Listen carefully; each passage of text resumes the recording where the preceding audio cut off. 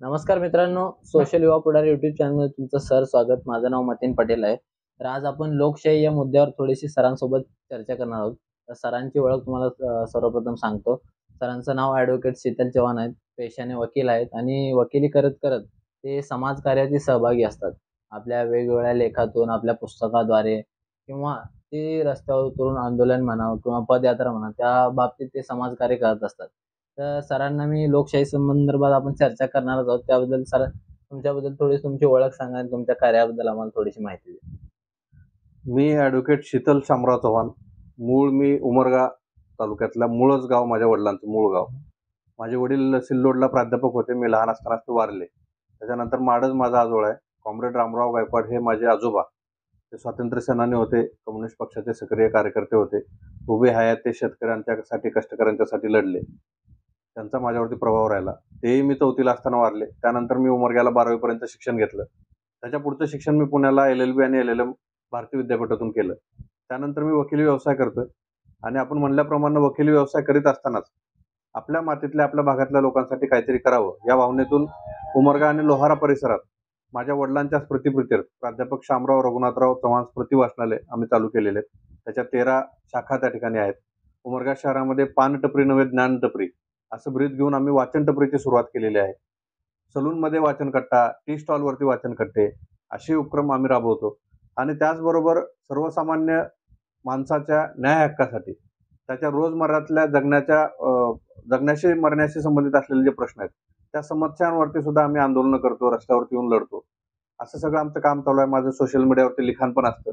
त्यातलं बरंचसं लिखाण पुस्तक रूपानं प्रसिद्ध सुद्धा झालेलं आहे. बरोबर सर. तर आपण आपल्या मूळ मुद्द्याकडे येऊयात. तर म्हणजे लोकशाही म्हणजे काय, हे आपल्याला असा प्रश्न पडतो. आणि ग्रामीण भागात जेणेकरून काय आहे, लोकशाही म्हणजे काय, मतदान करायचं असतं आणि शासक निवडायचं असतं.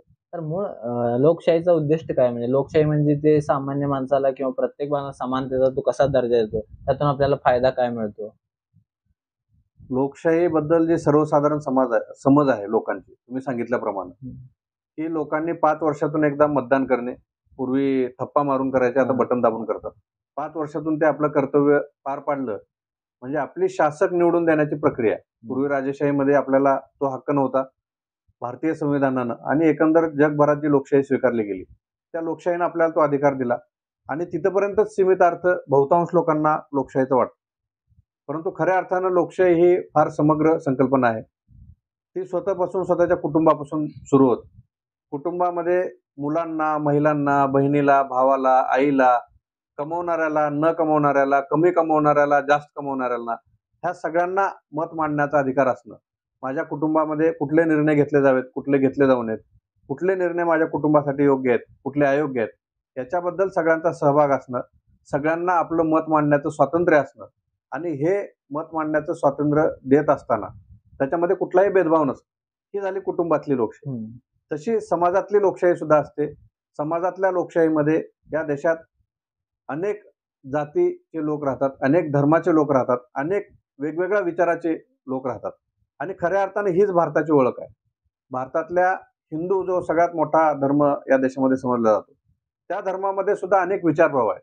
शैववादी आहेत, वैष्णववादी आहेत, लिंगायत आहेत, महानुभाव आहेत, जे हिंदू धर्मातल्या वैदिक विषमतावादी परंपरेला नाकारून त्याच्यातून निर्माण झालेले लिंगायत धर्म असेल, बौद्ध धर्म असेल, जैन धर्म असेल, असे अनेक धर्म आहेत.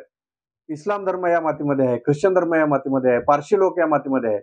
असे अनेक विचाराचे, अनेक धर्माचे लोक राहतात. आस्तिक लोक राहतात, नास्तिक लोक राहतात. पूर्वी बाहेरून आक्रमण होण्याच्या आधी सुद्धा या देशामध्ये अष्टांग दर्शन होते, सांख्य दर्शन होतं, वैशेषिक दर्शन होतं, चार्वाकाचं लोकायत तत्वज्ञान होतं.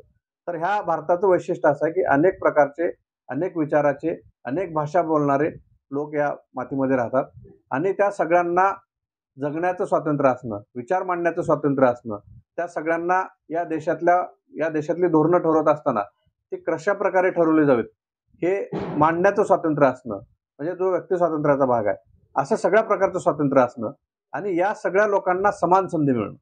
मग ती प्रशासनातली संधी असो, सत्तेमधली संधी असो आणि या देशातल्या श्रमातून जी काही संपत्ती निर्माण होते त्या संपत्तीतला समान वाटा असो, ह्या सगळ्या प्रकारचं स्वातंत्र्य मिळणं म्हणजे खऱ्या अर्थानं लोकशाही आहे.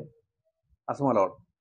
तर आपण लोकशाही बघताना आम्ही जी गावाकडची लोकशाही किंवा जे आमच्या गावाकडचे चर्चेत निघते, एका लोकशाहीवर आम्ही चर्चा करत असताना असं झालं, की एखाद्याने एकावर काहीतरी अन्याय केला जमिनी संदर्भात. तर तो अन्याय केलेला व्यक्ती जेव्हा दाद मागायला जातो, दोघंही जेव्हा दाद मागायला जातात, तर ज्या व्यक्तीने अन्याय केला आहे तो जरा आर्थिकरित्या संपन्न असतो. तो 8-10 लोकं त्याच्यासोबत घेऊन जातो. ते म्हणजे त्या समर्थनात असतात. नाही, नाही याचंच बरोबर आहे. हालाकी त्यानं अन्याय तो व्यक्ती करतो. पण तो समोरचा जो ज्याच्यावर अन्याय झालेला असतो त्याच्याकडे काय तो आर्थिक परिस्थिती नसते. त्याची काही क्षमता लढण्याची नसते. अशा वेळेला काय होतं, की आपल्याला लोकशाही कुठेतरी धुळीस मिळाल्याची दिसते, की बाबा जो निर्णय घेणारा पण असतो, जो सरपंच असतो, जो पंचायतीचा जो मुखिया असतो, त्याच्याकडून असं बघण्यात येते, की तो म्हणजे जास्त बहुसंख्यक बाजू बघेल. मग अशा परिस्थितीमध्ये आपल्याला ही लोकशाही राष्ट्र आहे का? किंवा ही आपली लोकशाही व्यवस्था खरोखर आहे का? असे प्रश्न निर्माण होतात. तर याच्यावर काय विचार मांडाल सर तुम्ही? या देशामध्ये प्रामुख्यानं 3 प्रकारच्या विषमता आहेत. पहिली विषमता आहे या देशातली वर्ण जात विषमता, जी शेकडो वर्षापासून. हं. ह्या वर्ण व्यवस्थेनं असं सांगितलं, की ह्या सृष्टीची निर्मिती ब्रह्म नावाच्या एका पुरुषापासून झाली. हं. त्याच्या मुखापासून जे जन्माला आले ते ब्राह्मण, त्याच्या बाहूपासून आणि छातीपासून जे जन्माला आले ते क्षत्रिय, त्याच्या पोटापासून जे जन्माला आले ते वैश्य आणि त्याच्या पायापासून जे जन्माला आले ते शूद्र. आणि त्याच्यावरून मग कार्याची विभागणी केली. त्याच्यावरून त्या वर्णामध्ये जन्माला आलेल्या व्यक्तीचा समाजातला दर्जा ठरवण्यात आला. आणि मग ही शेकडो वर्षाची विषमता या वर्ण परंपरेनं निर्माण केली. त्याच्यानंतरची दुसरी व्यवस्था इंग्रज या देशामध्ये आले आणि त्यांच्या देशातली भांडवली व्यवस्था त्यांनी ह्या देशामध्ये आणली आणि ह्या भांडवली व्यवस्थेमुळं या ठिकाणी आर्थिक विषमता निर्माण झाली. पूर्वी इथं जमीनदार आणि शेतमजूर ही विषमता होतीच, परंतु त्याच्या बरोबरीलाच भांडवलदार आणि कामगार ही विषमता निर्माण झाली. या देशातल्या मनुस्मृतीनं स्त्रियांना दुय्यम दर्जा दिला, स्त्रियांना कमी लेखलं आणि त्याच्यामुळं लैंगिक विषमता सुद्धा या देशामध्ये आहे. अशा प्रामुख्यानं 3 प्रकारच्या विषमता आहेत. आणि आपण जे म्हणालात, की लोकशाही या देशामध्ये रुजवत असताना असं दिसून येतं, की जो वर्णव्यवस्थेमधला वरच्या स्थानावरचा आहे किंवा आर्थिक स्तरामध्ये जो उच्च आहे, त्याच्याकडून खालच्या लोकांवरती अन्याय होतो आणि तरी सुद्धा त्या अन्याय होणाऱ्याला न्याय मिळत नाही. ह्याचं जे कारण आहे, ते ह्या देशातली ही 3 प्रकारची विषमता आहे. आणि जोपर्यंत ह्या देशातली ही 3 प्रकारची विषमता म्हणजे वर्णजात विषमता, आर्थिक विषमता आणि लैंगिक विषमता ही पूर्णपणे संपुष्टात येत नाही, तोपर्यंत ह्या देशामध्ये खऱ्या अर्थानं लोकशाही रुजवणं शक्य नाही. आणि म्हणून संविधानकर्त्यांनी सुद्धा ही विषमता नष्ट करण्यासाठी अनेक मार्गांचा उपयोग केला. त्यापैकी आरक्षणाचं एक धोरण आहे. स्त्रियांना सुद्धा काही सवलती संविधानामध्ये देण्यात आलेल्या आहेत. आर्थिक विषमता संपवण्यासाठी सुद्धा काही तरतुदी संविधानामध्ये करण्यात आलेल्या आहेत. आणि संविधानानं म्हणून याच्यावरती भर दिलेला आहे, की खऱ्या अर्थानं जर का या देशामध्ये लोकशाही रुजवायची असेल, तर ही शेकडो वर्षाची जी विषमता आहे, वर्णजात विषमता, आर्थिक विषमता आणि लैंगिक विषमता, ती संपवण्याचा प्रयत्न संविधानानं केलेला आहे. आपण 70 वर्षामध्ये पूर्णपणे सफल झालोय असं आपल्याला म्हणता येणार नाही. खेदानं हे म्हणावं लागेल, की 70 वर्षामध्ये सुद्धा या देशामध्ये खऱ्या अर्थानं लोकशाही रुजली नाही. कारण शेकडो वर्षाची विषमता 70 वर्षामध्ये फक्त संविधानाचं दस्तऐवज आणलं म्हणून संपणार नाही. त्यासाठी त्या संविधानाची अंमलबजावणी करणारं सरकार आलं पाहिजे. ते सरकार जनतेने निवडून दिलं पाहिजे आणि ते सरकार खऱ्या अर्थानं संविधानाची अंमलबजावणी करतंय की नाही करत आहे, ही बघणारी डोळस जनता, खऱ्या अर्थानं शिक्षित जनता तयार झाली पाहिजे आणि जनता त्यासाठी आग्रही राहिली पाहिजे. हे जोपर्यंत होत नाही, तोपर्यंत लोकशाही रुजणार नाही. खरं तर ही मोठी प्रक्रिया आहे. लोकशाही रुजवणं ही काही 1-2 दिवसाची घटना नाहीये, की इंग्रज आपल्या देशामधून गेले, संविधान या देशानं लिहिलं, मांडलं, लोकांना ते अर्पण केलं आणि लगेच लोकशाही आहे. असं होणार नाही. ती प्रक्रिया आहे. सामाजिक बदलाची ती एक प्रक्रिया आहे. ती हळू-हळू होत राहील. त्यासाठी लोकांनी सतर्क राहणं, लोकांनी आपला समाजाचा विचार करणं, आपल्या प्रश्नांचा विचार करणं आणि आपल्या समस्यांचा उगम ह्या देशातल्या व्यवस्थेमध्ये दडलेला आहे, हे मुळात शोधलं पाहिजे. कारण बऱ्याच लोकांना असं वाटतं, की माझ्या समस्यांचं कारण मी काहीतरी मागच्या जन्मात केलेलं पाप आहे. एखादा माणूस जर का गरीब असेल, तर त्याला ह्या देशातल्या बहुतांश जगातल्या धर्मव्यवस्था असं सांगतात, की तुझ्या दुःखाचं कारण हे कुठेतरी तुझ्या मागच्या जन्मात दडलेलं आहे किंवा तुझ्या कर्मात दडलेलं आहे. तू काहीतरी पाप केलंय म्हणून हे झालेलं आहे. असं त्याला सांगितलं जातं. परंतु खऱ्या अर्थानं त्याच्या समस्यांचं कारण हे व्यवस्थेमध्ये दडलेलं असतं. याचं भान जेव्हा नागरिकाला येईल, तेव्हा मला वाटतं तो खऱ्या अर्थानं त्याच्या अन्यायाला वाचा फोडेल. त्याच्या समस्यांची मुळे ह्या व्यवस्थेत दडलेल्या असल्यामुळं तो व्यवस्थेला जाब विचारायला लागेल. आज आपण परिस्थिती पाहतोय. मंदिरं बांधली जात आहेत मोठी-मोठी. परंतु ती मंदिरं बांधल्यानंतर आणि त्या मंदिरांच्या मधल्या देवाची प्राणप्रतिष्ठा ही सत्ताधाऱ्यांच्या हस्ते केली जाते आणि मंदिरामध्ये जाणारा माणूस मला सांगा काय मागेल? सर्वसामान्य माणूस साधारणतः गरीब असलेला, दरिद्र असलेला माणूस देवाकडे काय मागतो? तर तो देवाकडे म्हणतो की बाबा माझ्या लेकराचं शिक्षण चांगलं होऊ दे, स्वस्तात होऊ दे. माझी गरिबी बाबा हटू दे. माझी गरिबी हटू दे. माझी कर्जमुक्ती, त्याच्यावरती कर्ज असेल तर माझी कर्जमुक्त होऊ दे. घरामध्ये 2 वर्षाचं शेतमाल पडून असेल, भाव नसल्यामुळे त्यानं घरात ठेवला असेल, तर त्याला चांगला त्याला भाव मिळू दे. हीच मागणी तो देवाकडे करतो. घरामध्ये कोणी वयस्क व्यक्ती आजारी असेल, तर त्याचं स्वस्तामध्ये चांगल्या पद्धतीनं त्याची ट्रीटमेंट होऊ दे, त्याच्यावरती उपचार होऊ दे, ही ती मागणी करतो. त्याच्या या सगळ्या ज्या मागण्या आहेत, त्या खऱ्या अर्थानं व्यवस्थेकडे आहेत. परंतु व्यवस्था त्याचा आवाज ऐकत नसल्यामुळं किंवा त्याचा आवाज या व्यवस्थेमध्ये बुलंद नसल्यामुळं, तो खऱ्या अर्थानं संघटित नसल्यामुळं, त्याची संघटन शक्ती ही धर्मामध्ये, जातीमध्ये, पक्षामध्ये विभागली गेलेली असल्यामुळं त्याला मंदिरामध्ये जाऊन देवापुढे ती मागणी करावी लागते. खरं तर ती मागणी व्यवस्थेकडे त्यानं करायला पाहिजे. परंतु देवाच्या धर्माच्या नावाखाली त्याच्या या सगळ्या समस्यांना एक वेगळं वळण देण्याचं कारस्थान सुद्धा, राजकारण सुद्धा केलं जातं. नाही सर, तुम्ही म्हणतात, पण आपण वर्तमानात या गोष्टीकडे कसं बघितलं पाहिजे? आपण जर एखाद्याला म्हणलं की तुझ्याकडे अन्याय होतोय आणि ते अन्याय बदलण्यासाठी आपल्याला एक खूप मोठी लोकशाहीची प्रक्रिया आहे किंवा लोक एवढे शिकलेले पाहिजे, ते ते एक परिस्थिती बदलायला पाहिजे, तेव्हा तुला न्याय मिळेल. म्हणजे एक नकारात्मक दृष्टिकोन आपल्याला बघायला मिळेल. मग कोणीही गोरगरीब असेल तर नाही, मग हे असंच आहे. मग तो सोडून एक नकारात्मक दिशेने जाऊ शकतो. मग तोही त्याच्या धर्माचं, त्याच्या वैयक्तिक धर्माचं किंवा तोही कुठला तरी गुन्हा करण्याच्या ह्याच्यामध्ये जाऊ शकतो. जेव्हा त्याच्यावर अन्याय होतो आणि त्याला न्याय मिळत नाही, नक्कीच गुन्हेगारीकडे वळू शकतो. तर अशा वर्तमानात आपण हे रोखण्यासाठी किंवा त्याला न्याय मिळवण्यासाठी काय खटाटोप करता येईल काय? काही प्रयत्नातून आपल्याला तात्काळ फरक जाणवेल. परंतु आपल्याला जी लोकशाही अपेक्षित आहे किंवा संविधानाला जी लोकशाही अपेक्षित आहे, ती तात्काळ येणार नाही. त्यासाठी दीर्घकालीन लढाई लढावी लागेल. कारण सामाजिक बदलाची प्रक्रिया ही नेहमी दीर्घकालीन असते. मी आज काहीतरी ठरवलं नाही, आज ते लगेच झालं. आज संविधान आपण लिहिलं, लोकांप्रती अर्पित केलं आणि लगेच त्याची अंमलबजावणी 100% होऊ लागली, असं होत नाही. कारण शेकडो वर्षांची जी विषमता आहे, ती संपवायला सुद्धा आपल्याला संघटितपणे बऱ्याच लांब पल्ल्याचा आपल्याला लढावा लागणार आहे. तो संयम प्रत्येक श्रमिक माणसाला, शोषित माणसाला ठेवावा लागणार आहे. आणि आपल्या पुढच्या पिढ्यांसाठी म्हणून, ज्याप्रमाणे आपण झाड लावतो, आपण काय विचार करतो की झाड लावत असताना लगेच मला याचं फळ मिळेल, किंवा झाड लावलं आणि मला मध्येच काय आजार झाला किंवा रस्त्यावर जाताना माझा ऍक्सिडेंट झाला तर मग मला फळ मिळणार नाही, अशा अपेक्षा आपण ठेवत नाही. आपण विचार करतो की किमान माझ्या आजच्या श्रमाचं फळ तर माझ्या पुढच्या पिढ्यांना मिळेल, असा विचार करून आपण ते करत असतो. त्या पद्धतीचा विचार करून आपल्या पुढच्या पिढ्या, येणाऱ्या ज्या पुढच्या पिढ्या आहेत, त्या खऱ्या अर्थानं स्वातंत्र्यामध्ये, लोकशाहीमध्ये जगाव्यात. खऱ्या अर्थानं समाजवाद, धर्मनिरपेक्षता या देशामध्ये रुजावी, यासाठी आपल्याला संयमानं आणि सातत्यानं लढावं लागणार आहे. संघटित व्हावं लागणार आहे. आपले खरे प्रश्न समजून घ्यावे लागणार आहेत आणि त्या खऱ्या प्रश्नांची सोडवणूक कुठल्या विचारधारेतून होऊ शकणार आहे, हे सुद्धा आपल्याला समजून घ्यावं लागणार. काँग्रेस जो पक्ष आहे तो स्वतःला धर्मनिरपेक्ष समजतो आणि एवढ्या कालखंडापासून देशात राज्य केलं आणि तो एक धर्मनिरपेक्ष आहे. काँग्रेसकडून असं काही काम झालं नाही का तुम्हाला? कितपत झालं वाटतंय संविधानासंबंधित किंवा लोकशाही संबंधित? काँग्रेस पक्षाबद्दल जर का बोलायचं झालं तर खऱ्या अर्थानं काँग्रेसला या देशातला सांस्कृतिक संघर्ष कळालंच नाही, असं दुर्दैवानं आपल्याला म्हणावं लागेल. तरी सुद्धा काँग्रेसनं संतुलित थोडासा करण्याचा प्रयत्न केला. त्यांच्या काळामध्ये बरेच, म्हणजे हा देश जेव्हा स्वतंत्र झाला तेव्हा ह्या देशामध्ये काही नव्हतं. या देशामध्ये तंत्रज्ञान नव्हतं. या देशामध्ये वैज्ञानिक संकल्पना खऱ्या अर्थानं रुजलेल्या नव्हत्या. संविधान या देशामध्ये रुजवण्याचं फार मोठं आव्हान त्या काळात सत्तेत असलेल्या काँग्रेससमोर होतं. काँग्रेसने या देशामध्ये इंडियन इन्स्टिट्यूट ऑफ टेक्नॉलॉजीचे मोठमोठे IITचे इन्स्टिट्यूट उभे केले, IIM उभे केले. त्यांनी आपल्या संरक्षणाच्या सामुग्री ज्या असतात त्याच्यामध्ये संशोधन संस्था निर्माण केली. अशा अनेक प्रयत्न काँग्रेसनं त्यांच्या काळामध्ये केले. परंतु खऱ्या अर्थानं या देशातला सांस्कृतिक संघर्ष समजून घेणं, या देशातला दीर्घ पल्ल्याचा जो वर्ण लढा आहे तो समजून घेणं, या देशात समता रुजवण्यासाठी महात्मा गौतम बुद्धापासून ते दाभोळकर, कलबुर्गी, पानसरे यांच्यापर्यंत जे प्रयत्न झाले, जो मोठा लढा लढला गेला, ती श्रंखला समजून घेणं आणि ती जनमानसात रुजवण्यासाठी काँग्रेसला मधला प्रत्येक नेता आणि कार्यकर्ता काम केला असं म्हणता येणार नाही. काँग्रेसमध्ये अनेक जमीनदार, श्रीमंत लोक, घराणेशाही असलेले लोक घुसले आणि त्यांनी फक्त सत्तेपुरतं काँग्रेसचा वापर करून घेतला. आणि म्हणून आज आपण पाहतोय की काँग्रेस अल्पमतात असतानाच्या काळामध्ये काँग्रेसची बाजू घेऊन आणि संविधानाची बाजू घेऊन पोटतिडकीनं लढणारे फार कमी नेते काँग्रेसमध्ये आहेत.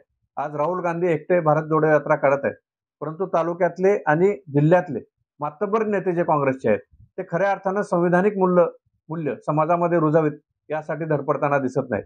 खऱ्या अर्थानं ते केंद्र सरकारचे जे चुकीचे धोरण आहेत त्याविरुद्ध रस्त्यावर उतरून जनमत एकवटताना दिसत नाहीत. ही काँग्रेसची बाजू आहे. आपण महाविकास आघाडीची एक संभाजीनगरात एक मोठी सभा झाली आणि त्या सभेमध्ये महाविकास आघाडीतले सगळ्या, त्यामध्ये काँग्रेस पुरोगामी म्हणवणारा काँग्रेस होता, पुरोगामी म्हणवणारी राष्ट्रवादी होती आणि त्यांनी काय केलं तर भारत मातेची पूजा केली. ती भारत माता जी वैदिक हिंदू संस्कृतीचं प्रतीक आहे. या देशामध्ये हिंदू राहतात, मुसलमान राहतात, ख्रिश्चन राहतात, पारसी राहतात, आस्तिक राहतात, नास्तिक राहतात, हिंदू धर्मामधले अनेक मतप्रवाह वेगवेगळे असणारे संप्रदाय लोक राहतात.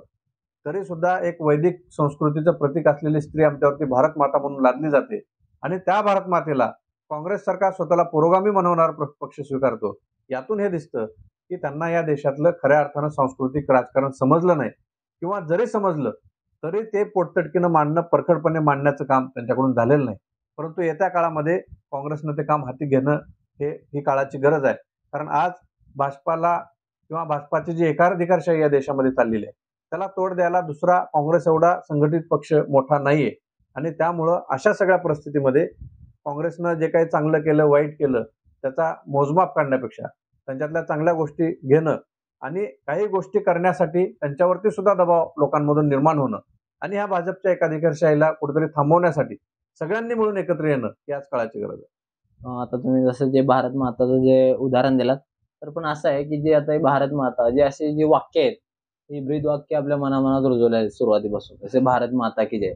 आपण जर असं म्हणजे आपण जर नाकारलं की भारत माता नाही किंवा आपण आपल्यावर लादलं गेलं, तर हे म्हणजे समजून घेण्याचा दृष्टिकोन समाजात नाही. तुम्ही असं म्हटलं की भारत माता मी मानत नाही, तर त्या गोष्टीचा विपर्यास करून तुम्हाला राष्ट्रद्रोही किंवा धर्मद्वेष्टा असं समजण्यात येतं. नेमकी ही भारत माता काय आहे आणि म्हणजे ती भारत माता कशी असायला पाहिजे, माता असायला पाहिजे की नाही, याबद्दल थोडंसं आम्हाला खोलून थोडी माहिती द्या.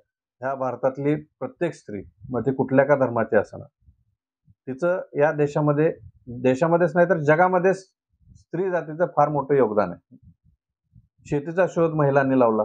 जेव्हा महिला गरोदर असायच्या आदिम काळामध्ये पुरुष मंडळी सगळी शिकारी करायला बाहेर जायची आणि गुहेमध्ये गरोदर असणारी महिला निसर्गाचं बारकाईनं परीक्षण करायची आणि त्या परीक्षणामधून तिला लक्षात आलं की आपण जे फळ खाऊन टाकतो त्या बियापासूनच झाड येतं आणि त्या झाडाला तेच फळ लागतं ज्या फळाचं बी खाऊन आपण टाकतो. याच्यातून तिनं निसर्गाचं निरीक्षण करता करता शेतीचा शोध लावला आणि म्हणून सगळ्या जगामध्येच एकेकाळी स्त्री सत्ता मात्र सत्ता होती. कुटुंब पद्धतीमध्ये सुद्धा जेव्हा संभोगातून मुलं जन्माला येतात हे माणसाला कळालं नव्हतं, तेव्हा आई आणि तिचे पिलं एवढंच कुटुंब होतं. कारण बापापासून ही मुलं जन्माला येतात हे माहीतच नव्हतं समाजाला. त्याच्यामुळं बाप हा कुटुंबामध्ये नव्हताच. म्हणजे कुटुंब व्यवस्थेचा प्रामुख्याने घटक हा आईच आहे. शेतीचा शोध लावणारी ही स्त्री आहे. असं फार मोठं योगदान राहिलेलं आहे आणि अशा या सगळ्या याच्यामध्ये या देशातली प्रत्येक राबणारी, श्रम करणारी, कुटुंबासाठी लेकराचं संगोपन करणारी प्रत्येक स्त्री सगळ्या जाती धर्मातली ही भारत माता आहे. आणि असं असताना सुद्धा एक वैदिक संस्कृतीचं प्रतीक उभं करायचं आणि तिला लादायचं आणि जो तिचा उद्घोष करणार नाही, जो भारत माता की जय म्हणणार नाही, त्याला देशद्रोही ठरवायचं. आणि देशप्रेम कशावरून ठरवायचं तर फक्त प्रतीक आणि प्रतिमा याच्यावरून देशप्रेम ठरवायचं. खरं देशप्रेम म्हणजे ह्या भूमीमध्ये राहणाऱ्या प्रत्येक माणसाला त्याच्या श्रमाचा वाटा मिळावा, ह्या भूमीमध्ये राहणाऱ्या प्रत्येक धर्माच्या प्रत्येक थरातल्या माणसाला सत्तेमधला, प्रशासनामधला त्याचा प्रतिनिधित्वाचा वाटा मिळावा, संपत्तीतला त्याचा वाटा मिळावा. कारण ह्या देशातली जी नैसर्गिक साधन संपत्ती आहे ती आपल्या सगळ्यांची आहे. ह्या देशातल्या प्रत्येक माणसाचा त्या साधन संपत्तीवरती उपयोग आहे. परंतु आज आपण पाहतोय की भांडवलदार, ह्या देशातले उद्योगपती ही नैसर्गिक साधन संपत्ती उडबडून खात आहेत, ह्या देशातल्या मनुष्यबळाचं शोषण करतायत आणि त्याच्यामधून ते श्रीमंत होत आहेत. परवा ऑक्सफॅमचा एक रिपोर्ट आला आणि त्या सर्व्हायव्हल ऑफ द रिचेस्ट असं त्या रिपोर्टचं मथळा होता आणि त्याच्यामध्ये सांगितलं की अजून भारतातली गरिबी संपायला 230 वर्ष लागतात. अशा प्रकारची या देशामधली विषमता आहे. म्हणून ह्या देशातल्या प्रत्येक श्रमिक माणसावरती प्रेम, ह्या देशातल्या प्रत्येक बहुजन श्रमिक माणसाला त्याचा या देशातला वाटा, त्याचं या देशातल्या सत्तेतलं संपत्तीतलं प्रतिनिधित्व मिळावं याच्यासाठी आग्रही असणं म्हणजे खरं देशप्रेम आहे. फक्त मी भारत माता की जय म्हणालो, 26 जानेवारीला 15 ऑगस्टला झेंडे खरेदी केले आणि ते घरामध्ये लावले, गाडीवर लावले, सगळीकडे लावले म्हणजे मी खऱ्या अर्थानं देशप्रेमी होत नाही. या देशातली प्रचंड मोठी संपत्ती लुटून दुसऱ्या देशातल्या बँकांमध्ये ठेवली गेली आहे, त्याच्याबद्दल मात्र कोणी बोलत नाही. आणि फक्त भारत माता की जय म्हणलं नाही म्हणजे तुम्ही देशद्रोही आहेत असं जे ठरवलं जातं ते प्रतिकांचा आणि प्रतिमांचा चुकीचा वापर करून चुकीच्या पद्धतीचं देशप्रेम, उथळ देशप्रेम रुजवण्याचा प्रयत्न काही लोक करतात. त्यांना हाणून पाडलं पाहिजे आणि आम्ही सांगितलं पाहिजे की संविधानाचा गाभा समजून घेणारा, संविधानाची अंमलबजावणी व्हावी यासाठी आग्रही असणारा, या देशातल्या श्रमिक बहुजन माणसावरती खऱ्या अर्थानं प्रेम करणारा, त्यासाठी न्याय मिळावा यासाठी आग्रही असणारा प्रत्येक माणूस हा खरा देशप्रेमी आहे. तर आपण म्हणलं तसं आपल्याकडे असं म्हणजे कम्युनिस्टांवर खास करून आरोप होता की यांना नॅशनलिझम नको आहे, राष्ट्रवाद नको आहे, यांना जे राष्ट्राची जी प्रेरणा भरतात, जे ज्यामध्ये हुंकार येतो, एक जोश निर्माण होतो, असे प्रत्येक यांना नको आहेत. आणि याबद्दल अशी चर्चा होत असताना मी हे ऐकलं की बाबा असे यांना का नको आहेत, तर हे असं आहे ते तसं आहे, अशा बरेचशी चर्चा मला लक्षात आल्या. तर मुळात आपल्याला हे प्रतीक का नको आहेत यातून असा अभ्यास केल्यानंतर असं लक्षात येतं की म्हणजे मग समजायला काय हवं. आता एक मुस्लिम म्हणून आपल्याला मला काय वाटणार की बाबा या देशात माझ्या पूर्वजांनी बनवलेल्या इमारती आहेत, त्या ठिकाणी माझ्या सोफ्याने दिलेले ग्रंथ आहेत, त्यातून मी जीवनाचा मार्ग शोधतो. तसाच हिंदूंना वाटतं, तसंच शिखांना वाटत असेल. पण भारत नेमकं काय, भारताची संकल्पना काय आणि एक भारतीय म्हणून आपण काय विचार केला पाहिजे की आपण ही कुठंपर्यंत फक्त माझ्या धर्माचा आधार घेऊन आपण भारतावर प्रेम करू की बाबा माझे ऋषी होते, माझे सुफी होते, माझे कुणीतरी होते म्हणून माझा भारत. अशी जवळ मूळ संकल्पना जी भारताची काय की बाबा आपण त्याच्यावर भारत म्हणून प्रेम करू, फक्त एक भारत म्हणून, धर्म सोडून एक भारत संकल्पना ही कशी असावी. तुमचा पहिला तुम्ही असं सांगितलं की पहिला सुरू एकाच वेळी तुम्ही 2-3 विषय एकत्र घेतले आणि आपण की कम्युनिस्टांचा राष्ट्रवाद किंवा कम्युनिस्टांना नाकारला जातं किंवा ते राष्ट्रवादी नाहीत असं समजलं जातं. तर तुम्हाला मला हे सांगायला या ठिकाणी आठवण मी करून देतो की ह्या भारतातली स्वातंत्र्याची लढाई जेव्हा लढली जाते तेव्हा सगळ्यात मोठं योगदान क्रांतिकारी जे लोक होते त्यातले बहुतांश हे डाव्या विचाराचे कम्युनिस्ट होते. काँग्रेसमधले सुद्धा बरेच नेते हे रशियामध्ये लेनिनने जी लाल क्रांती केली त्या क्रांतीनं प्रभावित झालेले होते. या देशासाठी शहीद झालेले भगतसिंग, सुखदेव, राजगुरू, अशफाकुल्ला खान हे सगळे कम्युनिस्ट होते, कॉम्रेड होते. त्या महाराष्ट्राच्या मातीमध्ये क्रांतिसिंह नाना पाटील ज्यांनी पत्री सरकार काढलं, ज्यांनी तुफान सेना या देशामध्ये काढली इंग्रजांच्या विरोधात लढण्यामध्ये, ते सुद्धा कम्युनिस्ट होते. आणि म्हणून कम्युनिस्ट हे देशप्रेमी नाहीत असं म्हणणं म्हणजे हा चुकीचा खोटा आरोप आहे, खोटा प्रचार केला जातो. कम्युनिस्टांना फक्त नास्तिक म्हणून, धर्मविरोधी म्हणून त्यांच्यावरती शिक्के मारले जातात. परंतु क्रांतिसिंह नाना पाटलांनी ते वारकरी संप्रदायाचे, एका खांद्यावरती वारकरी संप्रदायाची समानतेची भगवी पताका आणि दुसऱ्या खांद्यावरती श्रमिकांचं शोषण थांबवणारा कार्ल मार्क्सचा विचार आणि त्याचा लाल बावटा घेऊन क्रांतिसिंह नाना पाटलांनी खास करून या मराठा वाड्याच्या भूमीमध्ये ज्या धाराशिवमध्ये आपण बसलोय त्या धाराशिव बीड परिसरामध्ये त्यांनी मोठं काम उभं केलेलं आहे. आणि म्हणून या देशामधली परंपरा अशी आहे की बाहेरून कुठलं जरी तत्वज्ञान आलं तरी त्याला या देशातल्या चांगल्या गोष्टींची जोड दिली गेली.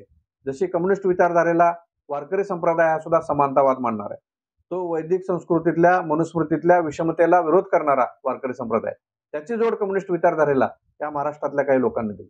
आणि आपण जे म्हणालात की भारतीय म्हणून आपली ओळख काय, तर सगळ्या जात धर्माचे, सगळ्या विचाराचे लोक या देशामध्ये नांदत असताना सुद्धा आम्ही भारताचे लोक म्हणून आम्ही सगळे एक आहोत, ही जी एकत्वाची भावना आहे ती भावना म्हणजे भारतीय. ह्या देशामध्ये आपण सांगितलं दर्गा, सुफी हे सगळे आपण बोलताना शब्द वापरला, ज्याने त्याने म्हणजे आपलं निवडलं की माझे ऋषी होते म्हणून माझा भारत, माझे सुफी होते म्हणून माझा भारत. छत्रपती शिवाजी महाराजांना हिंदूंचा राजा असा बिंबवण्याचा प्रयत्न केला गेला. तो प्रयत्न बहुजनातल्या अनेक लेखकांनी संशोधन करून खोडून काढला. त्यांच्या कुटुंबातला एक किस्सा मी या ठिकाणी सांगतो की शिवाजी महाराजांचे वडील जे आहेत ते शहाजी आणि त्यांच्या चुलत्याचं जे नाव आहे ते शरीफ जे. शिवाजी महाराजांच्या आजींना म्हणजे शहाजी राजांच्या मातोश्रींना मूल व्हावं याच्यासाठी त्यांनी एका दर्ग्यामध्ये प्रार्थना केली आणि त्या दर्ग्याचं नाव होतं शहा शरीफ दर्गा. आणि जेव्हा त्यांना 2 मुलं झाली तेव्हा एका मुलाचं नाव त्यांनी शहाजी ठेवलं आणि दुसऱ्या मुलाचं नाव शरीफजी ठेवलं. हा या देशातलं ही जी आपण ज्याला गंगा जमनी तहजीब म्हणतो ती आहे.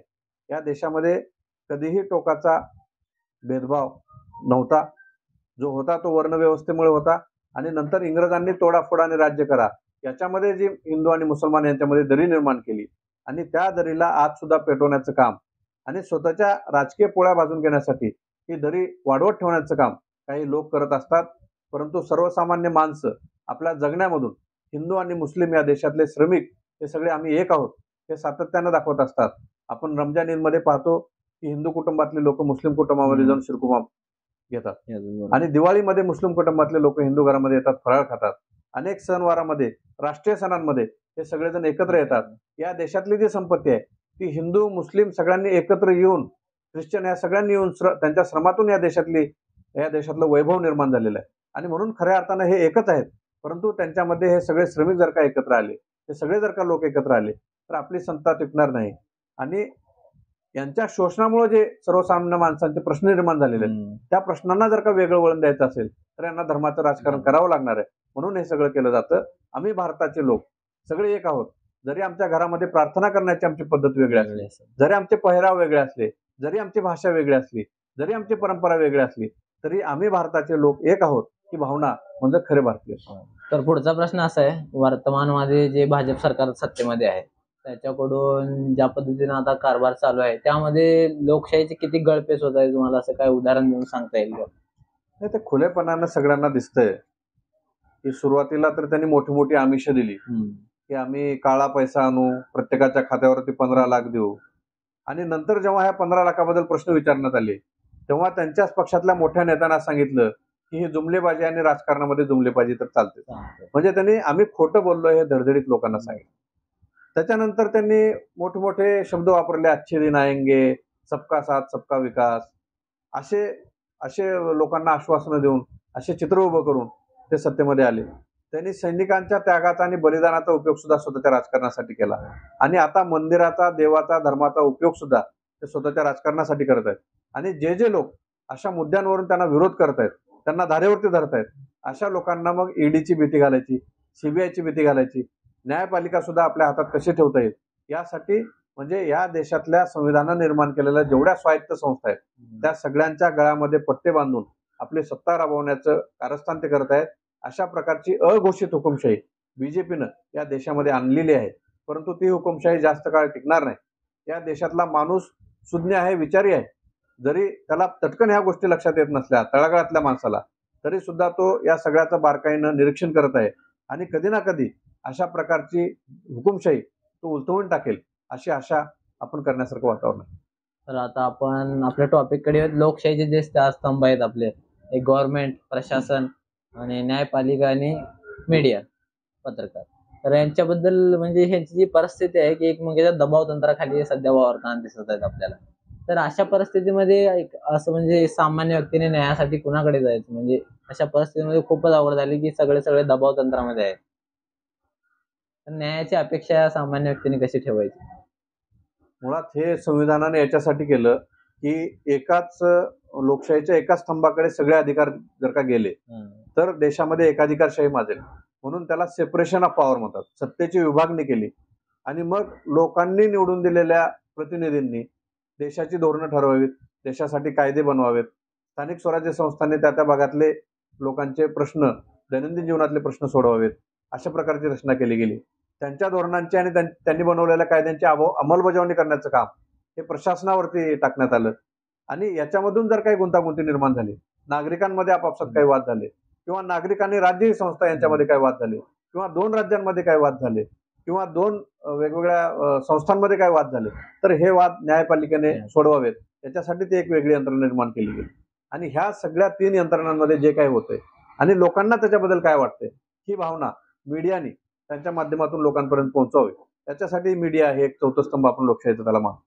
परंतु या सगळ्या 4 स्तंभांवरती खऱ्या अर्थानं नियंत्रण ठेवणारे लोक, शक्ती ही लोक आहे. आपण म्हणालात की हे सगळे 4 स्तंभ भ्रष्ट झाले तर काय करायचं, परंतु ह्या 4 स्तंभांवरती नियंत्रण ठेवण्याचं काम हे खऱ्या अर्थानं लोकांचं.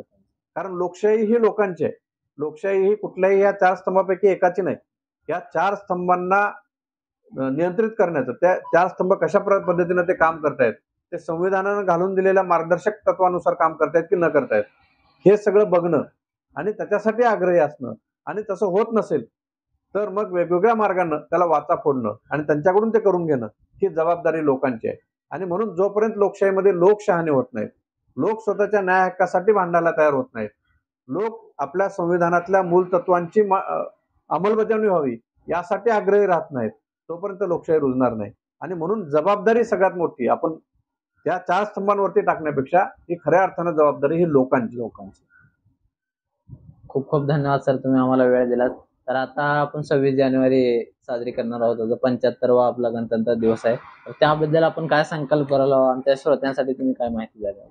खरं तर आता मी या निमित्तानं माझा एक उपक्रम सांगू इच्छितो की ज्या वाचनालयाचा उल्लेख मी सुरुवातीला केला त्या वाचनालयाच्या वतीनं उमरगा आणि लोहारा तालुक्यामध्ये वर्षभर म्हणजे 25 जानेवारी 2024 पासून ते 26 जानेवारी 2025 पर्यंत संविधान जागर यात्रा नावाचा आम्ही उपक्रम राबवत आहोत.